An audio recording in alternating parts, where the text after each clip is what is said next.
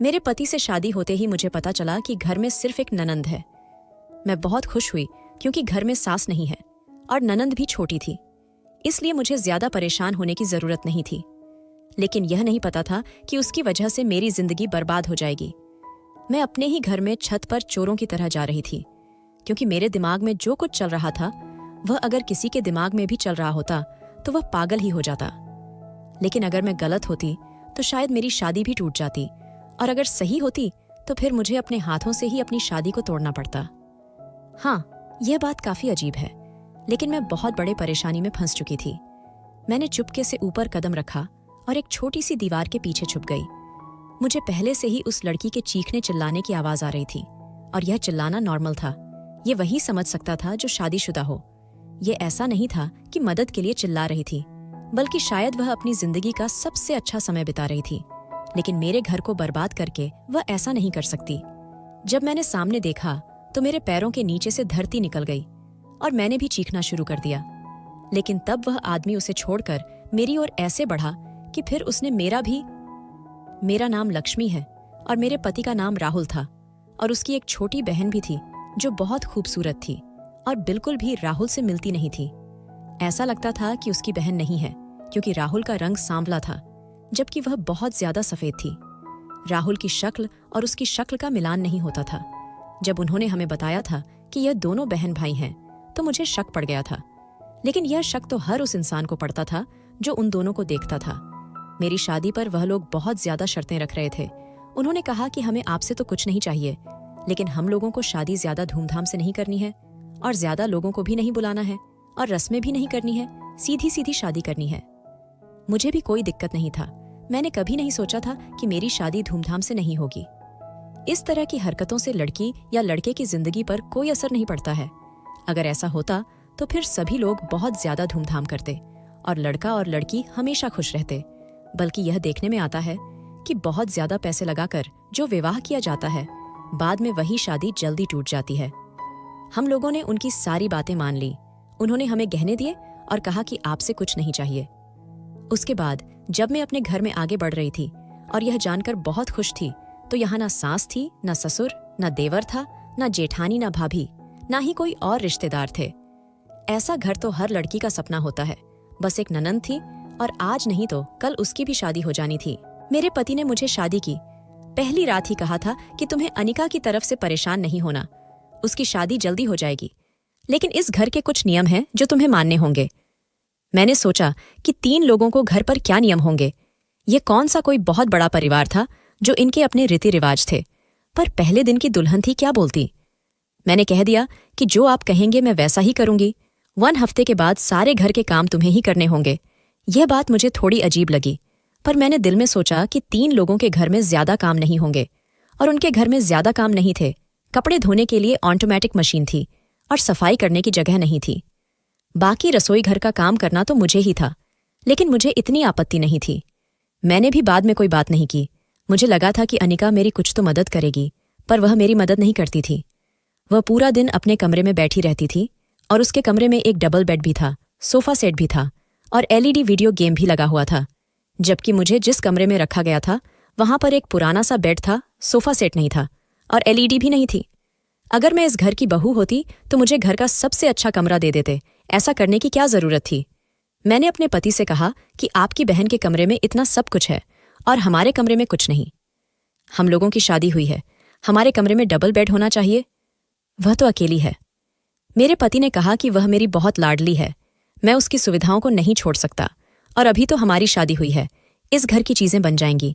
मैं तुम्हारे कमरे के लिए भी फर्नीचर ले लूंगा। दिल में सोचने लगी कि हम लोग इतने भी गरीब नहीं थे। अगर आप लोगों के पास कुछ नहीं था तो आप लोग हमें बता देते। मेरे माँ ने जब यह घर देखने के लिए आई थी तो उसने कहा था कि एक कमरा है जिसमें सब कुछ पड़ा हुआ है। वह कमरा ही शायद उन लोगों ने तुझे देना है, इसलिए मैं भी खुश हो रही थी। लेकिन यहाँ पर तो मेरे कमरे में कुछ भी नहीं था। लगता ही नहीं था कि दुल्हन का कमरा है या किसी ऐसे जोड़े का कमरा है जिनकी शादी हुई है। ऐसे लगता था कि किसी जवान लड़की का कमरा है। पर मुझे गुजारा तो करना ही था। पति से एक दफा कहा था, उसने कह दिया था कि जब पैसे होंगे तो सब कुछ ले लूंगा, पर वह मुझसे कुछ दूर दूर रहता था। इन दोनों बहन भाई में कुछ ज्यादा ही प्यार था। ये दोनों एक साथ काफी समय बिताते थे और मेरे पति सिर्फ रात को ही कमरे में आता था। मुझे यह सब कुछ बुरा लगता था। मैंने तो यही सुना था कि नई नई शादी होती है तो पति पत्नी आपस में बहुत अच्छा समय गुजारते हैं, 2-4 महीने ही अच्छे होते हैं, उसके बाद तो फिर जिंदगी के कामों में लग जाते हैं। लेकिन मेरे तो 2 महीने भी अच्छे नहीं थे, 2 दिन भी अच्छे नहीं थे, इसलिए मैं परेशान भी थी। मैंने कह दिया कि आप अपनी बहन से इतना प्रेम क्यों करते हैं। उसने कहा कि यह क्या बात है कि बहन से प्रेम क्यों करते हैं, जाहिर है मेरी बहन है और फिर मेरे माँ बाप इस दुनिया में नहीं हैं। उन्होंने कहा था कि अनिका का बहुत ख्याल रखना, मैं उसकी आंख में एक आंसू नहीं देख सकता, तुम उसकी भाभी हो, लेकिन तुम्हें भी उसका बहुत ख्याल रखना है। मैंने कहा, आपकी छोटी बहन है, पर ऐसा लगता तो नहीं है। तो मेरे पति ने कहा कि क्या मतलब लगता नहीं है, क्या कहना चाहती हो तुम? हाँ, वह मुझसे पूरे 4 साल छोटी है, पर वो मेरे पति की उम्र की ही लगती थी। मुझे तो वो मेरे पति से 4 साल छोटी नहीं लगती थी। वह हमेशा उसके लिए खाने पीने की कोई चीज लेकर आता था। एक दिन तो उसने मुंह भर के कह दिया कि भाभी अच्छा खाना नहीं बनाती। फिर एक दिन मुझे यह भी कहने लगी, मेरा दिल करता है कि मैं तुम्हें भाभी नहीं कहूं, तुम्हें तुम्हारे नाम से ही बुलाया करूं। मैंने कहा, आपकी मर्जी है दीदी, जो मर्जी कहें। मैं तो फिर भी उसको इज्जत दे रही थी और वह मुझे भाभी कहने से पहले भी सोच रही थी। मुझे ये लड़की बिल्कुल नहीं पसंद थी, ये मेरे पति का सारा वक्त ले रही थी और मैं बहुत परेशान थी। मेरे माँ ने मुझसे पूछा कि तू खुश है, तो मैंने उनको सब कुछ बता दिया कि ऐसा पति है मेरा, बस रात को आता है। इस तरह से अगर कोई महिला खुश होती है तो फिर मैं तो बड़ी खुश हूं। तो मेरे माँ ने ज्यादा कोई बात नहीं की। उसने कहा कि देखो, मर्द बहुत तरह के होते हैं, वह मर्द जो औरत के पीछे रहते हैं और सारी जिंदगी इसी तरह गुजार देते हैं, उनके लिए क्या शादी के शुरू के दिन और क्या शादी के 10 साल के बाद के दिन, सब एक जैसा होता है। और कुछ मर्द ऐसे होते हैं जो नाप तौल के प्यार करते हैं। वह अपनी बीवी को अपनी जिंदगी का एक हिस्सा समझते हैं, पूरी जिंदगी नहीं समझते। शायद तेरा वाला भी ऐसा ही है। मैंने कहा, तो फिर तो पहले वाले अच्छे हुए ना? तो मेरे माँ ने कहा कि नहीं, तेरा वाला ही ठीक है। नहीं तो तेरे सर पर सवार हो जाएगा तो तू तंग आ जाएगी। बस उसको उसकी दुनिया में रहने दे, तू अपनी दुनिया में रहो। ऐसा वक्त भी औरत को चाहिए होता है जिसमें पति उसके सर पर सवार ना हो। और ये जो मजनू टाइप के पति होते हैं ना, ये तो औरत को चैन नहीं लेने देते। ऐसा पति ही ठीक होता है। बस जरूरत के वक्त आए, जिंदगी की जरूरतें पूरी करें और अपने काम से काम रखें। मेरी माँ अपने हिसाब से शायद ठीक कह रही थी, क्योंकि मेरे बाबा भी बहुत गुस्से वाले थे। शादी के इतने साल बाद वह मेरे बाबा से तंग आ गई थी, लेकिन मुझे तो मेरे पति से ऐसी कोई भी उम्मीद नहीं थी। मैं तो उसको पसंद करती थी, पति था मेरा। सारी जिंदगी मैंने उसके साथ गुजारनी थी। मैं चाहती थी कि वह मेरे साथ बैठे। एक दिन मैंने देखा कि शाम की चाय पीने के लिए मेरा पति और अनिका छत पर जा रहे थे, तो मैं भी जाने लगी। तो उन्होंने तो मुझे ऐसे रोक दिया कि जैसे मैं छत पर चली गई तो कोई तूफान आ जाएगा। उन्होंने कहा कि नहीं, तुम ऊपर कभी नहीं आ सकती हो, जाओ जाकर खाना बनाओ और हमारे पीछे भी नहीं आना। मैंने कहा कि अभी तो चाय बनाई है, खाना बनाने में 2 घंटे हैं, 7 बजे खाना बना लूंगी। आप लोग ऊपर जा रहे हैं, मैं जब से आई हूं मैं भी छत पर नहीं गई हूं। मैं भी ऊपर जाकर थोड़ी देर बैठ जाती हूं, बैठकर बातें कर लेंगे। तो उसने कहा कि नहीं, तुम्हें याद है शादी के दिन मैंने तुम्हें कहा था कि इस परिवार में कुछ असूल हैं जो तुम्हें मानने होंगे, और तुमने कहा था कि हाँ मैं मानूंगी। तो अब मेरी बात सुन लो। वो असूल यह है कि तुम छत पर कभी नहीं आ सकती। मुझे लगा मेरा पति मजाक कर रहा है। मैंने कहा कि यह कैसी बात है? तो उसने कहा कि यही बात है, अगर नहीं मानोगी तो इस घर से वापस भेज दूंगा। मेरे पति ने तो ऐसी बात कर दी कि मैं डर गई। आखिरकार हमारी शादी होते हुए वक्त ही कितना हुआ था और वह मुझे वापस भेजने की बात कर रहा था।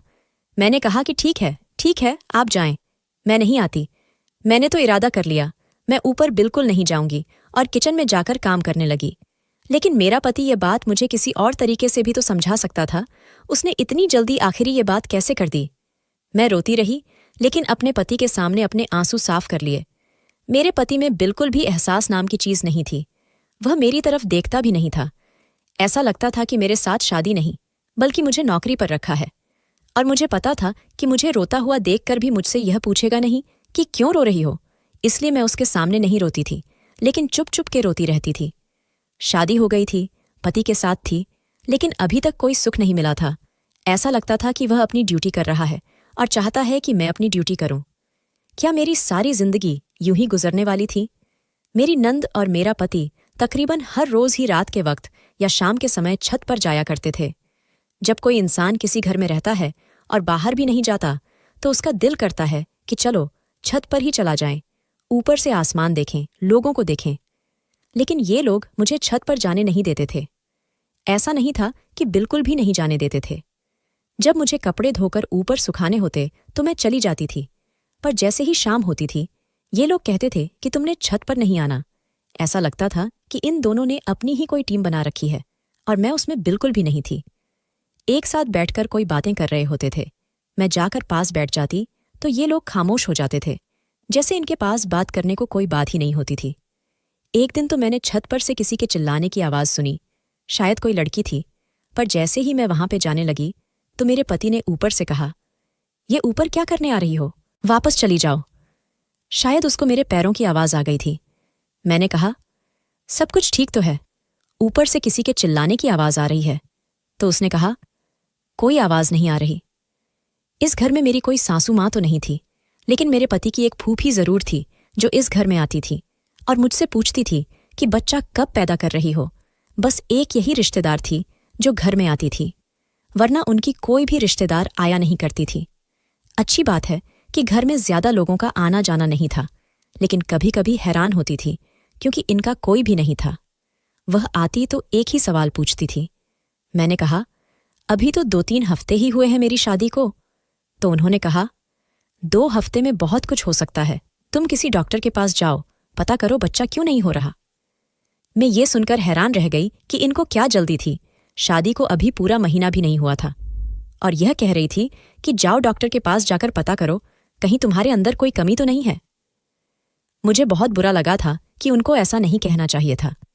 जब मैंने अपने पति को यह बात बताई तो मुझे लगा कि वह भी कहेगा कि हाँ, उसको ऐसा नहीं कहना चाहिए था। तो उसने कहा, चल चलते हैं डॉक्टर के पास। मैंने कहा, क्या हो गया आपको, अभी तो मुझे आपकी जिंदगी में आए हुए 1 महीना भी नहीं हुआ और आप इस तरह की बात कर रहे हैं। ऐसा क्यों लगता है मुझे कि बस एक ही काम के लिए लाए हैं। तो उसने कहा, शादी इससे काम के लिए की जाती है। मैंने कहा, फिर ठीक है। शादी की बात से याद आया कि आप अपनी बहन की शादी कब कर रहे हैं। मेरे खानदान में एक रिश्ता है, मेरे बाबा के दोस्त का बेटा है, बहुत अच्छा है। अगर आप कहते हैं तो उसके साथ अनीका का रिश्ता करवा देते हैं। मैंने इतना क्या कह दिया। मेरा पति तो जैसे गुस्से से पागल ही हो गया। उसने कहा, तुम कौन होती हो उसका रिश्ता करवाने वाली? किसने कहा कि हमें रिश्ते की जरूरत है? उसके बहुत रिश्ते आ रहे हैं, तुम अपने रिश्तेदार का रिश्ता रखो। तुम लोग हो ही कौन? मेरे पति को कोई लिहाज नहीं था कि अभी हमारी शादी हुई है और मैंने ऐसी कौन सी बात कर दी थी जो वह इस तरह से चिल्ला रहा था। मुझे तो उसके चिल्लाने की आवाज से डर लग रहा था। थोड़ी देर के बाद अनीका भी वहां पर आ गई। जैसे ही उसने पूछा, क्या बात है, तो मेरे पति ने उसे सब कुछ बता दिया।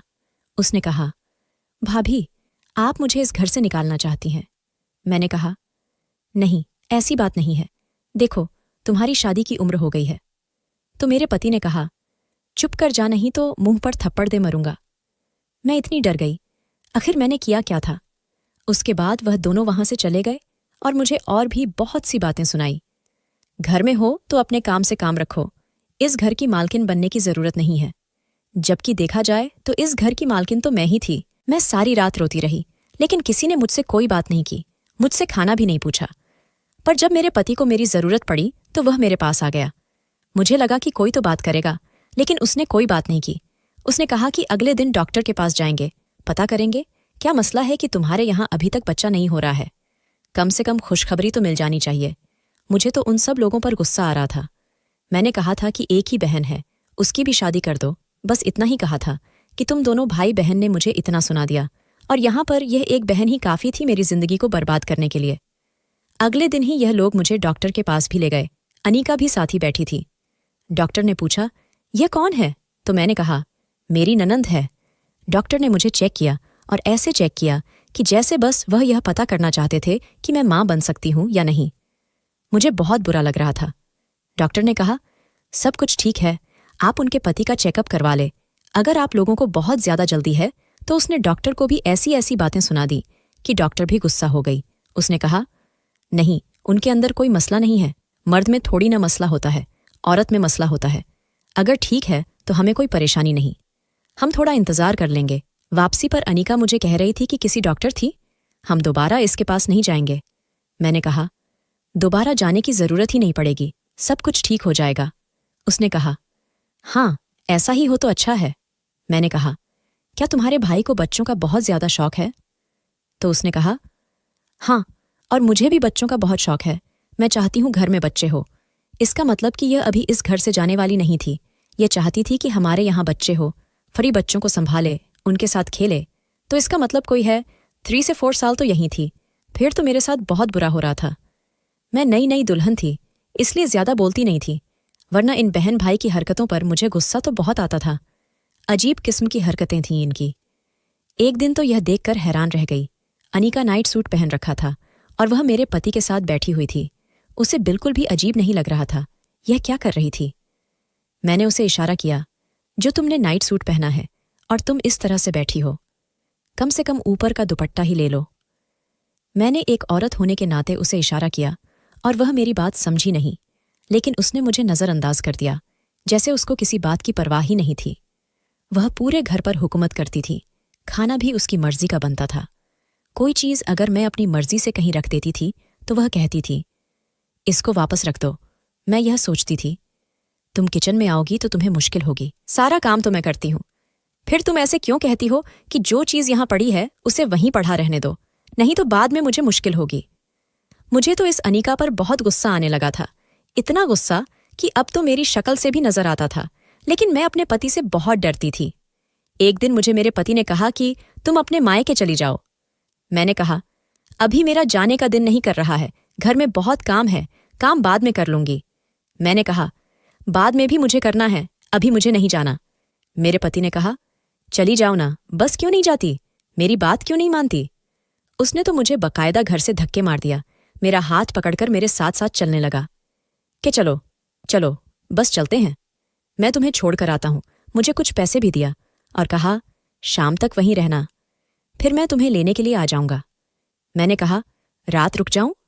तो उसने कहा, नहीं, रात नहीं रहना, और मुझे घर से ऐसे निकाल दिया कि जैसे मेरे पीछे इन्होंने किसी को बुलाना था। मुझे भी शक पड़ गया। मैंने कहा, मैं भी देखती हूं कि क्या करते हैं, क्या मैं मोम की गुड़िया हूं, पत्नी हूं? आखिर इतना तो अधिकार बनता है मेरा कि पता तो करूंगी कि मेरे पति मुझे इस तरह घर से निकालकर पीछे किसको बुला रहा था। थोड़ी देर के बाद मैं यह बहाना करके वापस आ गई कि मैं अपनी कोई चीज़ घर पर भूल गई हूं, और यह देखकर हैरान रह गई कि दरवाज़ा भी खुला हुआ था। लगता है इतनी जल्दी में मुझे बाहर निकाला थे कि दरवाज़ा बंद करना भूल गए थे। और यह देखकर कि मुझे बहुत हैरानी हुई कि मेरे कमरे से किसी की आवाज़ आ रही थी, अंदर कोई था। जैसे ही मैं अंदर गई, अचानक से कोई कमरे से निकलकर भाग गया, यानी मैं अंदर गई और वह पीछे से निकल गया। पर्दे के पीछे छुपा हुआ था शायद। मैं डर गई और अपने पति को बुलाया। थोड़ी देर के बाद मेरा पति वापस आया। मैंने कहा, कहाँ थे आप? हमारे घर में कोई था, हमारे कमरे के अंदर आपको पता भी नहीं। उसने कहा, मैं तो बाथरूम में था। मैंने कहा, तो आप इस कमरे के बाथरूम में क्यों नहीं गए? मैं बुरी तरह घबरा गई थी, पर मुझे तसल्ली नहीं दे रहा था। उसने कहा, तुम्हें वापस आने की जरूरत क्या थी? मैंने कहा था कि वहीं रहना, तो फिर वापस आने की जरूरत ही क्या थी? मैंने कहा, मैं अपनी कोई चीज भूल गई थी। उसने कहा, कोई बात नहीं, अभी वापस चली जाओ। मेरा जाने का दिल नहीं कर रहा था, मेरे पति को मुझ पर गुस्सा आ रहा था। उसने कहा, फिर बैठो यहीं पे, और खुद घर से ही बाहर निकल गया। अब यह समझ नहीं आ रहा था कि यह सब कुछ क्या हुआ था। क्या घर में वाकई कोई चोर आया था, या मेरे पति ने किसी को बुलाया था? पर मेरी गलती थी कि मैं देख ही नहीं पाई कि वह कौन था। मेरे पति तो घर से चला गया, पर अनीका तो घर में ही थी। मैंने सोचा कि उससे पूछती हूं कि क्या उसको भी पता नहीं चला। उसने भी तो किसी को देखा होगा, लेकिन जब मैं उसके कमरे में गई तो पता चला कि वह नहा रही थी। बाद में मैंने उससे पूछा तो उसने कहा कि मुझे नहीं पता, मैं तो आराम कर रही थी, आप अपने पति से ही पूछ लो। अगर मैं आपके सामने अपने पति की कोई बात कर देती थी तो वह ठीक से सुनती नहीं थी। फिर एक दिन मुझे कहने लगी, ऐसी बातें ना किया करें, आपकी तो शादी हुई है, मैं तो अभी कुंवारी रही हूं, आप क्यों मुझसे ऐसी बातें करती है? मैंने कहा, कोई नहीं है ना घर में बात करने के लिए, इसलिए तुमसे बात कर लेती हूं। तो वह कहने लगी, आप अपने पति की बात मुझसे नहीं किया करें, आपका पति है, मेरा तो भाई है ना, मुझे अजीब लगता है। मैंने कहा, मैं तो तुम्हें इसलिए बता रही हूं कि कल को तुम्हारी शादी होगी तो तुम्हें भी इन्हें सब बातों का पता होना चाहिए। तो उसने कहा, जब मेरी शादी होगी तो मैं खुद ही देख लूंगी। मुझे अब ऐसा लगने लगा था कि इस घर में मेरी किसी को भी नहीं पड़ी है और मैं बस यहाँ पर पड़े हुए किसी सामान की तरह हूं। पर ऐसा क्यों था? मैंने किया क्या था? आखिर मेरा कसूर क्या था? दिन तो इसी तरह गुजरते जा रहे थे जब एक दिन मुझे छत के ऊपर से किसी की चिल्लाने की आवाज आई और थोड़ी देर पहले ही मेरी नंद और मेरा पति छत पर गए थे। उन्होंने मुझे कहा था कि ऊपर आने की कोशिश न करना। एक बात बड़ी अजीब थी कि जब भी वह ऊपर जाते थे मुझे यह बात जरूर करते थे कि हमारे पीछे मत आना, चाहे तूफान आ जाए, कुछ भी हो जाए, तुम ऊपर मत आना। और मैं भी ऊपर नहीं जाती थी, लेकिन इस तरह की बातें करते थे तो मुझे शक पड़ता था। शक तो मुझे और भी बहुत सी बातों पर पड़ता था, लेकिन मैं कुछ बोल नहीं पाती थी। उनसे पहले ही इस घर में मेरी कोई जगह नहीं थी। कहीं ऐसा ना होता कि उनको मेरी कोई बात बुरी लग जाती तो वह मेरे साथ और भी बुरा करते, इसलिए मैं चुप रहती थी। लेकिन आज जब मैंने यह बात सुनी तो मैं छत की तरफ चली गई। मैंने कहा कि देखते हैं क्या होता है। मैं वैसे ही किसी के लिए कुछ नहीं हूं, तो आज पता चल ही जाएगा ऊपर हो क्या रहा है। क्योंकि चिल्लाने की आवाज आ रही थी। मेरी नंद बुरी तरह से चिल्ला रही थी। कोई ना कोई बात जरूर थी। हो सकता था वह किसी मुश्किल में होती। मुझे तो उसकी मदद करनी चाहिए थी, इसीलिए मैं भी छत की तरफ चली गई। लेकिन जब ऊपर गई और सामने का माहौल देखा तो ऐसा लगा कि मुझे ऊपर नहीं आना चाहिए था। उल्टे कदम वहां से वापस आ गई। दिल की धड़कन तेज हो गई। यह क्या अनर्थ हो रहा था इस घर में? क्या मेरी आंखों ने जो देखा वह सच था? ऐसा कैसा हो सकता था? क्या यह लोग इतने बुरे थे? नहीं नहीं, ऐसा नहीं हो सकता था। इतनी भी अंधेर नगरी नहीं थी। लेकिन फिर जो मैंने अपनी आंखों से देखा उसको कैसे भूलती। थोड़ी देर के बाद मेरा पति कमरे में आया और उसने आकर मुझे ऐसी बात बताई कि मैं हैरान रह गई। उसने कहा, यह सब कुछ तो कब से चल रहा है? जब मैंने कहा, क्या कर रहे थे आप अपनी बहन के साथ? वह इस तरह से मेरे पति के गले लगी हुई थी और किस बात का गुस्सा कर रही थी। मैंने यही देखा था कि अनीका मेरे पति के गले लगी हुई थी और मैं यह समझ गई थी कि उसके गले लगने का अंदाज कुछ अजीब सा था। मैंने कहा, आप लोगों को शर्म नहीं आती? कोई भगवान का डर है या नहीं? इस घर पर कोई आपत्ति आ जाएगी, बर्बाद हो जाएगा, यह घर नष्ट हो जाएगा, सब कुछ। क्या कर रहे हैं आप लोग? अरे भगवान से डर है क्या नहीं? तो मेरे पति ने मुझे कहा, भगवान से कैसा डरना? अपनी पत्नी के साथ तो था, किसी और के साथ नहीं। मैंने कहा, पत्नी अनीका? आपकी पत्नी कब से हो गई? अभी मैंने इतना ही कहा और मुझे अचानक से ऐसा लगा कि जैसे दुनिया की सबसे बड़ी बेवकूफ मैं ही हूं। अनीका भी पीछे से आ गई और उसने कहा कि हाँ, यह मेरा भाई नहीं, मेरा पति है। हमारी शादी को 3 साल हो गए थे। तुमने ठीक कहा था, मैं कोई कम उम्र लड़की नहीं, एक औरत हूं और यह मेरा पति है। हमारे हम बच्चे नहीं हो सकते, संतान नहीं हो रही थी और कमी मेरे अंदर थी, मेरे पति में नहीं। इसलिए सोचा कि किसी तरह तो बच्चा हासिल करना ही होगा। लेकिन हमें बच्चा नहीं मिल रहा था क्योंकि हमारा रिकॉर्ड भी खराब था और फिर अपना खून तो अपने ही होता है। इसलिए एक ख्याल दिल में आ रहे थे। किसी ने कहा कि अपने पति को तलाक दे दो और दूसरी शादी करवा दो। जब बच्चा आ जाएगा तो वह तुम्हारा भी कहलाएगा। लेकिन मैं अपने पति से दूर नहीं जाना चाहती थी। फिर सोचा कि अगर कोई काम सीधे तरीके से नहीं हो सकता तो यह कहाँ पर लिखा है कि गलत तरीके से नहीं हो सकता। इसलिए हमने ऐसा किया। मैं अपने पति की झूठी बहन बन गई और तुम्हारे घर रिश्ता लेकर आ गए। अब हमारा इरादा यह था कि जब शादी के बाद तुम्हारे यहाँ बच्चा हो जाएगा तो मेरा पति तुम्हें कहेगा कि तुम्हारे साथ नहीं रहना चाहता और बात तलाक तक चली जाएगी और बच्चे को तुमसे छीन कर अपने पास रख लेंगे। इस तरह हमें बच्चा भी मिल जाएगा और तुम भी हमारी जिंदगी से निकल जाओगी। जब मैंने यह बात सुनी तो मैं हैरान रह गई। मैंने कहा कि इतना घटिया खेल खेला तुम लोगों ने, और अब यह सब मुझे क्यों बता रहे हो? उसने कहा, क्योंकि अभी भी यह तुम्हारी मजबूरी है। जैसा हो रहा है उसे वैसे ही होने दो। देखो, अगर तुम्हें घर से निकाल दिया जाए तो तुम्हारे लिए बहुत बुरा होगा। यह समाज तुम्हें माफ नहीं करेगा। तुम हमारे साथ ही रहो, बस बच्चे पैदा करती रहना। मैंने अभी तक अपना दिमाग नहीं चलाया था, लेकिन अब मुझे अपना दिमाग चलाना था। अगर अभी नहीं करती तो फिर कब करती? मैंने कहा कि जैसा आप कहेंगे वैसा ही होगा, बस मुझे इसी घर में रखना। मैं इस घर में आप लोगों की नौकरानी बनकर रह लूंगी। अनीका इस बात पर बहुत खुश हो गई। उसने कहा कि अगर ऐसी ही बात थी तो हमें इतना तमाशा करने की क्या जरूरत थी। कसम से अपने ही पति से छुप छुप के मिलना पड़ता था, वह भी छत पर जाकर। बहुत अजीब लगता था। और आज भी तो मैं इसी से इसी बात पर झगड़ा कर रही थी कि अभी तक बच्चा क्यों नहीं हो रहा है, क्योंकि इसकी रिपोर्ट तो ठीक है। चलो, अच्छा है, एक झूठ था जो अब सामने आ गया। अब रोज रोज ये सब तो नहीं करना पड़ेगा। तुम कुछ काम करो, रात का खाना बना लेना, साथ बैठकर खाएंगे।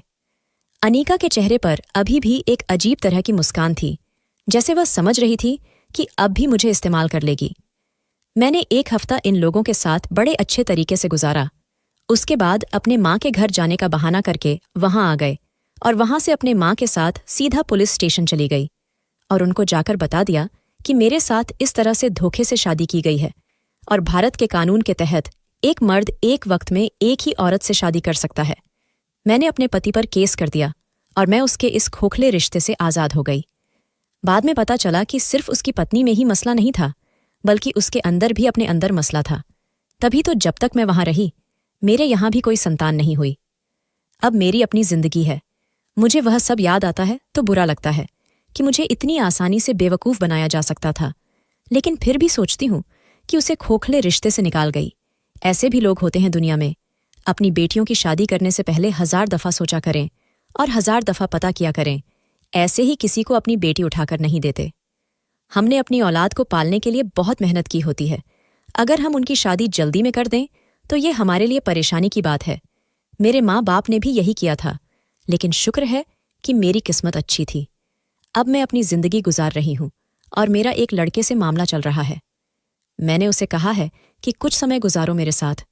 तुमसे बातचीत करना चाहती हूँ कि तुम कैसे इंसान हो। जल्दी में कोई फैसला नहीं करूंगी। अपनी जिंदगी का फैसला खुद करूंगी, लेकिन बहुत सोच समझ कर करूंगी। आप लोग बताएंगे मैंने सही किया या नहीं, क्योंकि कुछ लोगों ने मुझे ही गलत कहा, पर मुझे किसी की परवाह नहीं।